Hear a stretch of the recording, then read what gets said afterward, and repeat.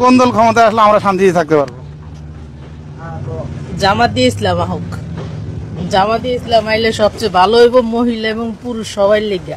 কোন সরকার ক্ষমতা আসলে বাংলাদেশের সাধারণ মানুষ শান্তিতে থাকতে পারবে? সুবিধার হয় আপনার জামাত। আওয়ামী লীগ বিএনপি মনে করেন দেশটা রেখায় ফেলাইব, জামাত আসলে ভালো। সালামু আলাইকুম প্রিয় দর্শক, শুভেচ্ছা নিন। প্রিয় দর্শক, আপনারা থাম্বনেল দেখে বুঝতে পেরেছেন এই মুহূর্তে যদি ভোট হয় তাহলে জনগণ কাকে বেছে নেবে। অর্থাৎ জনগণকে যখন প্রশ্ন করা হচ্ছে যে এই মুহূর্তে যদি ভোট হয় তাহলে কারা ক্ষমতা আসলে আপনারা শান্তিতে থাকবেন, তখন তারা উত্তর দিচ্ছে। প্রিয় দর্শক, কথা বাড়াবো না, চলুন জনগণের মুখ থেকে শুনে আসি এই মুহূর্তে ভোট হলে তারা কাকে ভোট দিবে। জামাত আইলে ভালো হইব। জামাত কি চাঁদাবাজি করে না?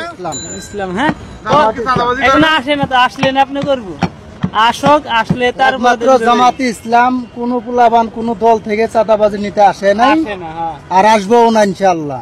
আপনার সামনে কোন দল ক্ষমতায় আসলে বাংলা সাধারণ মানুষ আরো ভালো থাকতে পারবে? আমরা বিগত আমলে আওয়ামী লীগ বিএনপি সব দল দেখছি।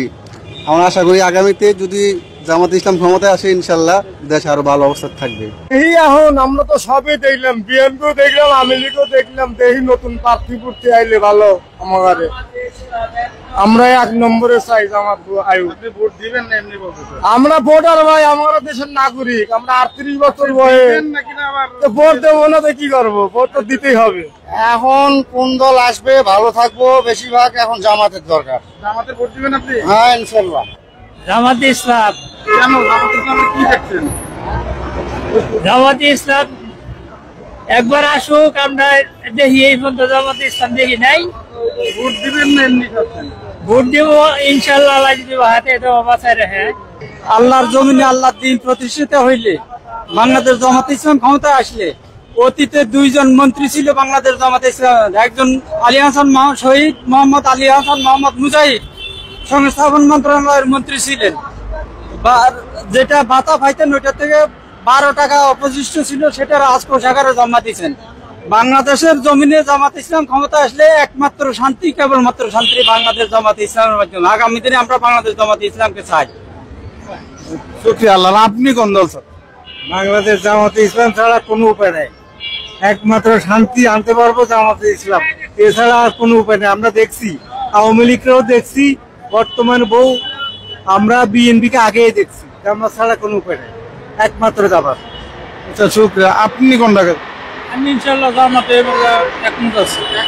হ্যাঁ একা আছেন? বউ কি সবে মিলে জামাতে ইসলাম ভোট দেওয়ার জন্য সিদ্ধান্ত নিয়েছি।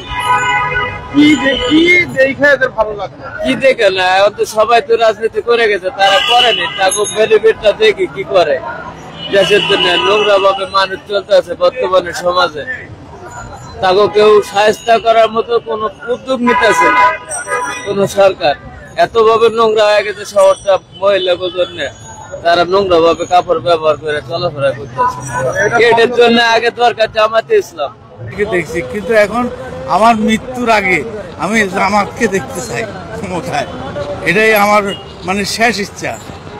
প্রিয় দর্শক, আপনারা দেখতে পেলেন বর্তমানে ভোট হলে জনগণ কাকে চাচ্ছে তারই একটি জরিপ।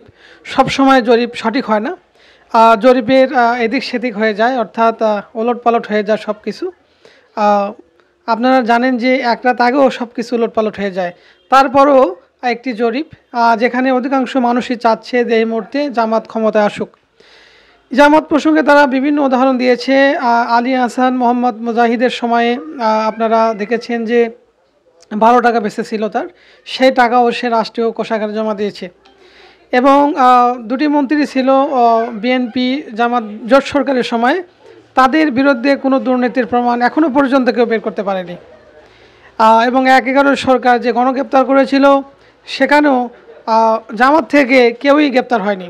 প্রিয় দর্শক, সব মিলিয়ে বলা যায়, এবং জনগণ যেটা বলছে সেটা হলো যে তারা সব সরকারকে দেখেছে, এখন তারা জামাতকে দেখতে চায়। যেহেতু তারা জামাতকে দেখেনি, সো তারা জামাতকে দেখতে চায়, অর্থাৎ জামাতের উপরই এখন তারা মোটামুটি আস্থাশীল। প্রিয় দর্শক, আজ এখানে বিদায় নিচ্ছি। দেখা হবে নতুন কোনো পর্বে নতুন কোনো বিষয় নিয়ে। সে পর্যন্ত ভালো থাকুন, সুস্থ থাকুন। আল্লাহ হাফেজ।